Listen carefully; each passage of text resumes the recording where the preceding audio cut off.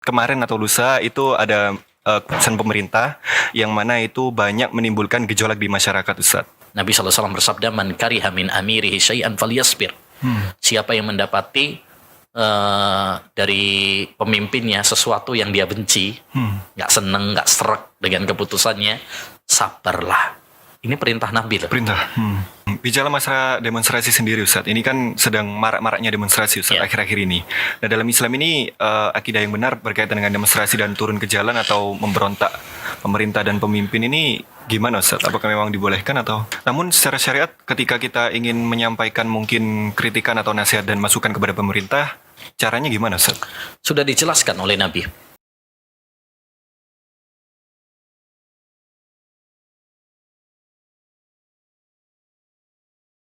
Assalamualaikum warahmatullahi wabarakatuh. Alhamdulillah wassalatu wassalamu ala rasulillah. Kembali lagi di program Surabaya Mengaji, yaitu podcast Surabaya Mengaji, yang mana insya Allah di podcast Surabaya Mengaji ini kita akan membicarakan berkaitan dengan topik-topik menarik seputar permasalahan agama Islam yang dibahas secara santai dan menarik, insya Allah bersama narasumber yang tentunya bergantian di tiap episodenya. Dan di episode kali ini kita bersama guru kita, yaitu Ustadz Abu Ubaidah As-Sidawi. Kita membahas tema yang sedang hangat ya, Ustadz ya. Dan baru tercetus tadi, Ustadz ya. Demonstrasi dalam Islam, karena beberapa saat yang lalu, Ustaz, atau mungkin kemarin atau lusa itu ada keputusan pemerintah yang mana itu banyak menimbulkan gejolak di masyarakat, Ustaz. Nah, ini yang kita bahas mungkin dalam Islam ini bagaimana, Ustaz, terkait menyikapi jika ada keputusan dari pemerintah ataupun pemimpin yang memang itu mengejutkan atau kita tidak setuju, Ustaz. Dalam Islam kita menyikapinya bagaimana, Ustaz? Iya. Alhamdulillah, salatu wassalamu ala rasulillah, ma ba'du. Ya, sebenarnya kita ini kan ya Mas ya, semuanya dimanapun, di negara-negara manapun sedang menghadapi pandemi ya, menghadapi COVID-19 ini sudah 7 bulan belum selesai. Semuanya berusaha semaksimal mungkin. Banyak yang meninggal dunia, banyak yang sakit, terbaring di rumah sakit, banyak yang terhimpit ekonominya. Maka sangat disayangkan sebenarnya kalau kemudian ada keputusan-keputusan yang tidak tepat waktu menurut Ana, yang menimbulkan pada akhirnya kerumunan-kerumunan. Ya, seperti yang kemarin itu ya. Kita tidak ada kepentingan politik ya dalam masalah ini. Kita bukan orang politikus ya. Hukum Islam misalnya. Ya, tapi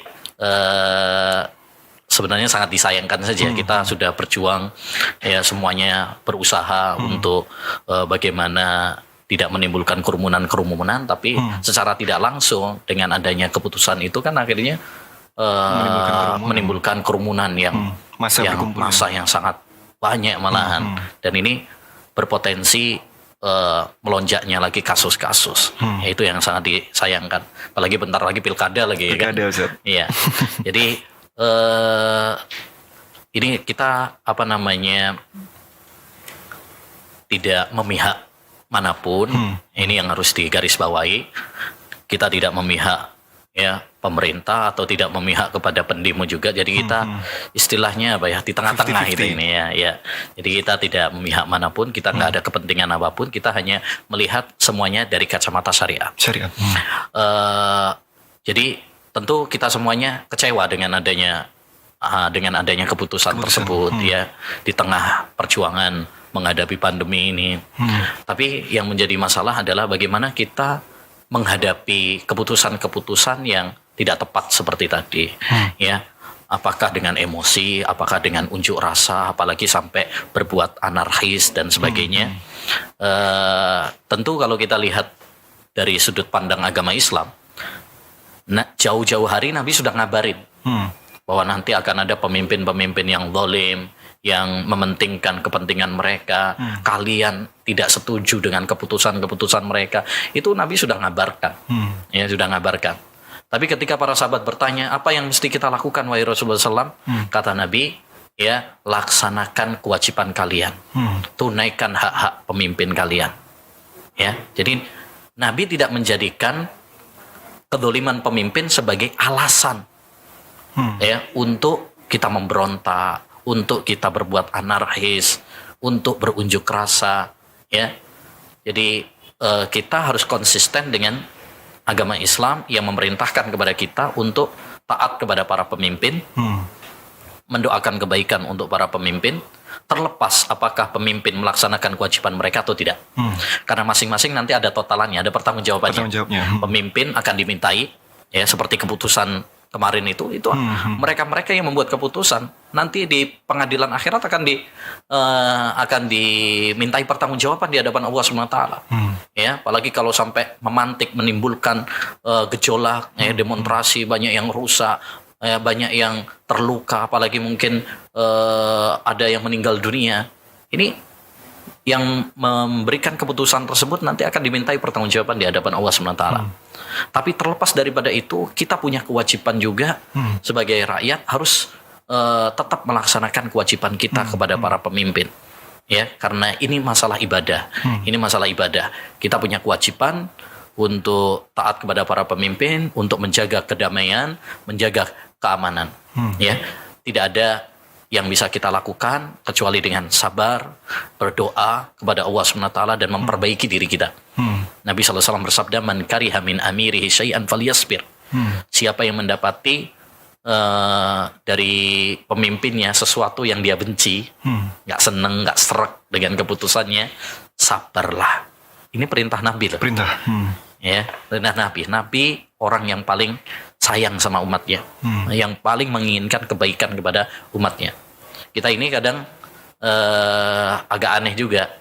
Untuk urusan sholat kita ngikutin Nabi, untuk urusan puasa kita ngikutin Nabi. Kenapa dalam urusan bernegara, dalam urusan bagaimana sikap kita kepada pemimpin, banyak yang tidak mengikuti petuah Nabi Shallallahu Alaihi Wasallam. Jadi intinya tadi yaitu kita harus sabar dalam menghadapi kezaliman para pemimpin, dan kita tetap melaksanakan kewajiban kita sebagai rakyat, dan kita berdoa kepada Allah Subhanahu wa taala agar mengganti yang lebih baik ya dari apa yang kita perbuat. Nanti kalaupun kita nggak mendapatkan di dunia, Allah akan ganti nanti di akhirat. Ya, terus bagaimana kita berupaya memperbaiki diri kita. Karena keputusan pemimpin yang zalim itu juga karena dosa-dosa makhluk. Ya. Nah, tidak ada gunanya kita misalkan demo, unjuk rasa dan sebagainya, tidak menyelesaikan masalah. Tidak menyelesaikan masalah. Kalau kita ingin kebaikan, maka kita adukan kepada Allah Subhanahu wa taala. Hasan Al-Basri pernah mengatakan, "I'lam anna jawra sultan nikmatun min nikmillah." Kezaliman pemimpin itu adalah kemurkaan Allah Subhanahu wa taala kepada hambanya. Ya, wa niqamullah la tudfa'u bisilah. Ya, kemurkaan Allah itu tidak bisa ditangkis dengan senjata, kekerasan. Wa innama tudfa'u bidu'ai wal istighfar. Tetapi dengan doa, dengan istighfar, taubat kepada Allah Subhanahu wa taala. Jadi itu solusinya. Dan di masa dahulu, Ustaz, di masa ulama kita salaf itu, apakah memang ada sebuah kejadian yang mungkin sama, Ustaz? Mungkin ketika ada pada masa itu pemimpin zalim, itu ulama-ulama salaf kita menyikapinya bagaimana, Ustaz? Oh, banyak. Di zaman Imam Ahmad yang paling ketara ya. Ya, bagaimana beliau hidup di suatu zaman di mana pemerintahnya memiliki doktrin Jahmiyah dan Mu'tazilah. Sehingga setiap warga, setiap rakyat harus berpaham Al-Quran makhluk. Siapa yang melawan doktrin tersebut, maka dia akan dipenjara, disiksa, bahkan ada yang dibunuh. Ya. Tapi kita lihat bagaimana sikap Imam Ahmad. Beliau nggak memprovokasi, ayo kita berontak nih. Enggak. Ya. Dari itu Imam Ahmad. Bahkan ketika ada beberapa orang datang kepada Imam Ahmad saat di penjara. Wah, Imam Ahmad, kita sudah banyak nih. Semuanya mendukung kamu. Kalau kamu memerintahkan kepada kami untuk memberontak, ya, kami akan apa? Kami akan nuruti petuahmu. Kami nunggu ucapanmu. Tapi Imam Ahmad mengatakan, la ad-dima. Darah. Jadi ini masalah darah, masalah nyawa. Ini masalah yang bukan masalah sepele gitu ya. Ya, bukan masalah sepele. Bahkan Nabi SAW mengatakan, la zawalu dunya wa ma fiha ahwanu indallah min qatlil muslimi bi ghairi haq. hancurnya dunia beserta isinya itu lebih ringan di sisi Allah daripada terbunuhnya nyawa seorang muslim tanpa alasan yang benar. Jadi coba kita pikirkan baik-baik gitu ya kan. Kalau kita demo unjuk rasa, yang kita hadapi siapa? Yang kita hadapi polisi. Kan? Yang kita hadapi polisi. Mereka bukan yang memutuskan. Mungkin yang memutuskan malah yang DPR itu malah mungkin tidur di rumah menyaksikan gitu kan. Nah, kita dihadapkan sama polisi. Itu saudara kita juga, sama muslim juga. Ya, bahkan kadang-kadang ada yang terluka, ada yang meninggal dunia. Ini bagaimana nanti kita menghadap Allah Subhanahu wa taala? Ya. Ini semuanya akan dipertanggungjawabkan di hadapan Allah Subhanahu wa taala. Jadi masalah nyawa ini masalah berat. Bahkan dulu Utsman bin Affan ketika dikepung oleh para pemberontak, ya, para pemberontak, sahabat Abu Hurairah datang, terus ngomong, wahai Utsman, wahai Khalifah, saat itu Khalifah, afala nuqatiluhum, ini para pemberontak, gimana kalau kita perangi aja mereka? Seandainya Utsman bin Affan nyuruh memerangi, itu habis tuh pemberontak, karena beliau masih Khalifah. Masih punya kekuatan gitu kan. Kalau seandainya mau nyikat pemberontak-pemberontak ini bisa aja gitu. Tapi apa yang dikatakan oleh sahabat Utsman?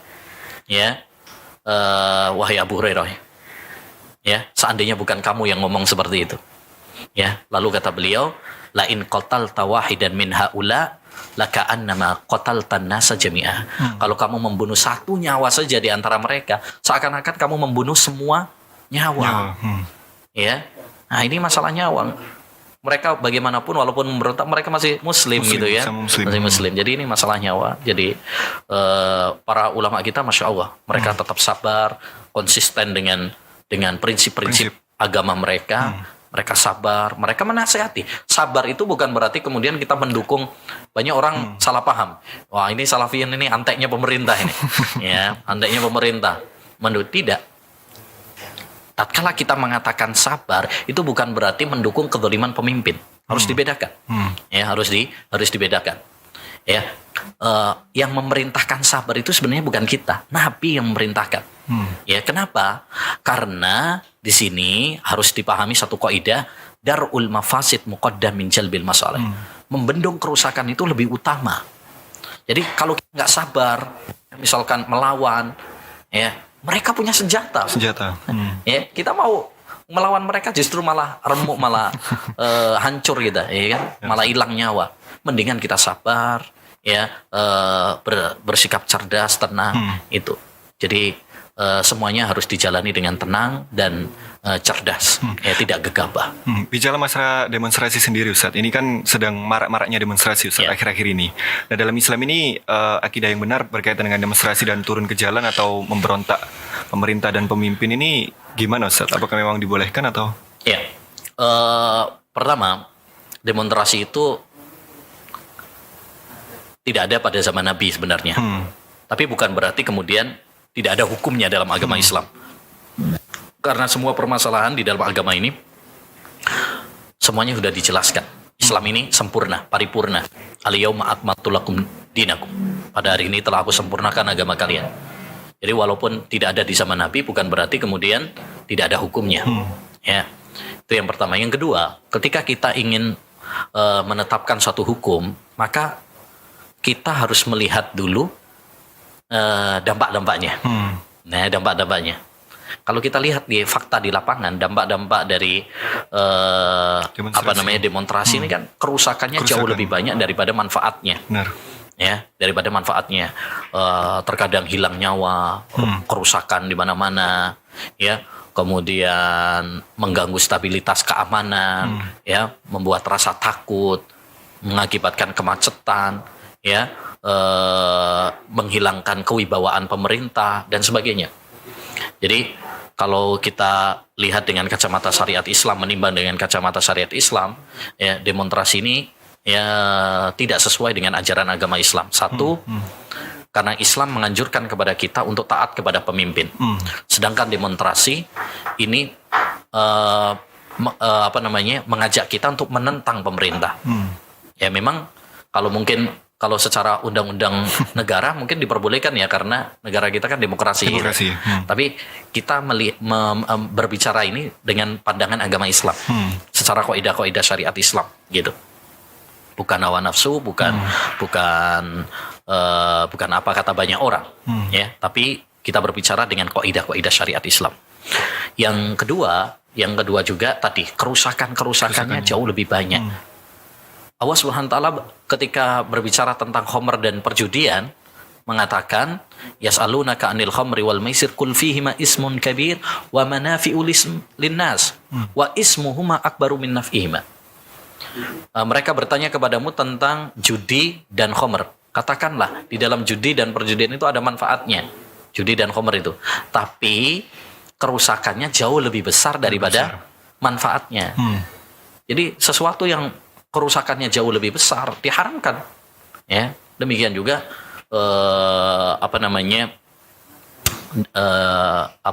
demonstrasi ini banyak kerusakannya dibandingkan manfaatnya. Yang ketiga kita harus sadar juga bahwa di dalam aksi-aksi seperti itu seringkali ditunggangi oleh kepentingan politik. Ya, penyusupan ya dari sebagian orang yang punya kepentingan ya, jabatan, kepentingan politik dan sebagainya, sehingga membuat kerusakan. Ya, ini yang harus diwaspadai. Kita semuanya sepakat untuk menjaga keamanan, ketentraman. Kita harus mengambil pelajaran ya dari Suriah, dari negara-negara yang lain, di mana telah dicabut keamanan, akhirnya sulit untuk beribadah kepada Allah SWT. Ya, keamanan harus dijaga. Karena kalau keamanan ini udah hilang, kita susah untuk beribadah. Ya, susah untuk beribadah. Gak tenang lagi, mau sholat susah, mau beribadah ini, belajar susah. Makanya keamanan ini penting sekali. Harus dijaga, harus dirawat. Ini nikmat Allah Subhanahu wa taala. Jadi dalam Islam memang demonstrasi tidak dibolehkan ya Ustaz ya? Nggak boleh. Menurut pendapat yang lebih kuat, nggak boleh. Dan ini fatwa para ulama. Syekh Albani, Syekh bin Baz, Syekh Utsaimin, dan ulama-ulama yang lainnya. Namun secara syariat ketika kita ingin menyampaikan mungkin kritikan atau nasihat dan masukan kepada pemerintah, caranya gimana Ustaz? Sudah dijelaskan oleh Nabi. Man arada an yansaha lidhi sultan fala yubdilahu alaniyah. Siapa yang ingin menasihati para pemimpin, jangan terang-terangan. Artinya secara diam-diam saja, secara rahasia. Ya. Fa in qubila fada, kalau diterima alhamdulillah, ya, itu yang diinginkan. Wa illa faqad adda alladhi alaihi. Kalau enggak diterima, yang penting dia sudah melaksanakan kewajibannya. Karena kita ini kan enggak bisa memaksakan. Ya, yang penting kita menjalankan kewajiban kita, menyampaikan. Ya, diterima alhamdulillah, kalau enggak diterima, ya, kita serahkan kepada Allah Subhanahu wa taala. Jadi caranya di dalam agama Islam itu kalau kita ingin menyampaikan ya lewat ya secara langsung atau lewat surat atau lewat orang-orang yang terdekat, ya, atau kalau sekarang misalkan lewat gubernurnya, lewat menterinya, dari orang-orang yang terdekat, ya. Kalau nggak bisa langsung, syukur kalau bisa langsung, ya. Begitu caranya. Dan itu yang dipraktekkan oleh para ulama dulu, ya, para ulama dulu.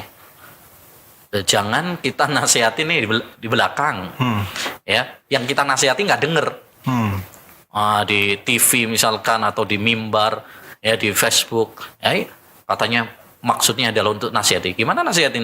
Yang dinasihati nggak baca, ya. Jangan kita ketika pas berhadapan dengan pemimpin langsung ini malah hanya sekedar makan-makan aja misalkan. Nah, itu kemunafikan.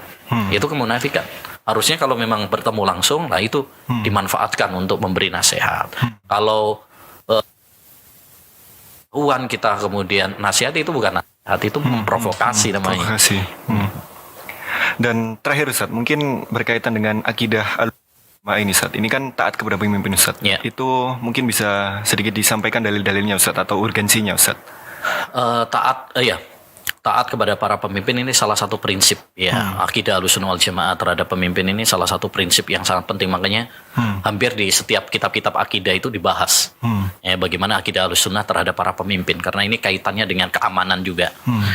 Dan Ahlussunnah wal Jamaah alhamdulillah mereka berada di jalan yang benar, jalan yang pertengahan, tidak mengkultuskan para pemerintah, tapi juga tidak memberontak para pemerintah, tengah-tengah. Akidah Ahlussunnah terhadap para pemimpin itu nomor satu, kita memuliakan para pemimpin, ya, memuliakan, karena mereka tugasnya berat tuh, ya. Jadi pemimpin itu nggak gampang juga. Kata Imam Syafi'i ya, Imam Syafi'i, beliau mengatakan siyasatun nas asyaddu min siyasati dawab. Ngurusi orang itu lebih berat daripada ngurusi binatang. Ya. Kita aja ngurusin istri sama anak belum tentu beres gitu ya. Ya. Jadi ngurusin apalagi nih negara terbesar ya, seorang muslim terbesar di dunia, ya tentu nggak gampang. Bikin kebijakannya ini pasti di demo yang ini, bikin seperti ini. Jadi tumpang tindih. Jadi kita harus memuliakan. As-sultanu di fil ard faman akramahu akramahu. Para pemimpin itu adalah naungan Allah di muka bumi. Siapa yang memuliakannya, Allah akan muliakan dia. Siapa yang menghinakannya, Allah akan hinakan dia. Itu yang pertama. Yang kedua, akidah Ahlussunnah wal Jamaah juga adalah taat kepada para pemimpin selama tidak maksiat. Jadi selama perintah pemimpin itu bukan maksiat, maka kita taati. Ya ayyuhalladzina amanu atii'u wa atii'ur rasul wa ulil amri minkum. Wahai orang-orang yang beriman, taatlah kepada Allah, taatlah kepada Rasul dan ulil amri. Ulil amri itu mencakup dua, ulama dan umara. Tapi dengan catatan tadi, selama bukan dalam hal maksiat. Kalau maksiat nggak boleh ditaati. La ta'ata li mahlukin fi maksiatil khaliq. Tidak ada ketaatan kepada makhluk dalam hal maksiat. Ya. Tapi kalau tidak maksiat, bahkan perkara-perkara yang mubah sekalipun wajib. Ya, misalkan undang-undang apa itu lalu lintas, misalkan ada lampu merah, jadi itu wajib ditaati itu, wajib ditaati. Karena itu kan untuk kebaikan juga, untuk kemaslahatan. Walaupun di zaman Nabi nggak ada peraturan lalu lintas itu kan nggak ada. Tapi itu adalah untuk kebaikan. Jadi itu wajib ditaati. Kemudian yang ketiga, kita wajib sabar menghadapi kedoliman para pemimpin. Karena pemimpin juga manusia, kadang benar, kadang salah juga. Dan banyak juga Nabi sudah mengabarkan ada pemimpin-pemimpin yang zalim, itu ada. Tapi Nabi mengabarkan kepada kita untuk sabar. Banyak sabar terhadap kedoliman pemimpin, ini salah satu prinsip penting ya dari Ahlussunnah wal Jamaah. Ya, mereka memerintahkan kita untuk sabar. Nabi yang memerintahkan kepada kita. Kemudian yang keempat, tidak boleh memberontak. Karena sejarah mencatat memberontak itu kerusakannya lebih besar daripada manfaatnya. Bahkan tidak ada sejarah orang memberontak kemudian lebih baik. Ya, perkaranya lebih rusak. Kemudian yang terakhir, mendoakan kebaikan untuk para pemimpin. Ya, daripada kita menjelek-jelekkan pemimpin ini gini dan begitu, nggak ada manfaatnya, bahkan dosa. Ya, tapi kalau kita mendoakan kebaikan untuk para pemimpin, ya, ini yang bisa Allah SWT akan mengabulkan. Fudail bin Iyad pernah mengatakan, laukanat li da'watun mustajabah la ja'altuha lis-sultan. Andaikan saya punya doa yang mustajab, saya akan peruntukkan para pemimpin.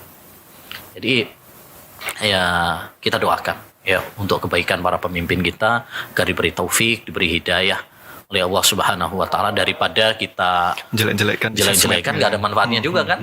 Nggak ada manfaatnya juga. Wah. Taib, syukran Ustaz, jazakallahu khairan. Dan bagi yang menyimak video podcast kali ini, semoga bermanfaat. Wassalamualaikum warahmatullahi wabarakatuh.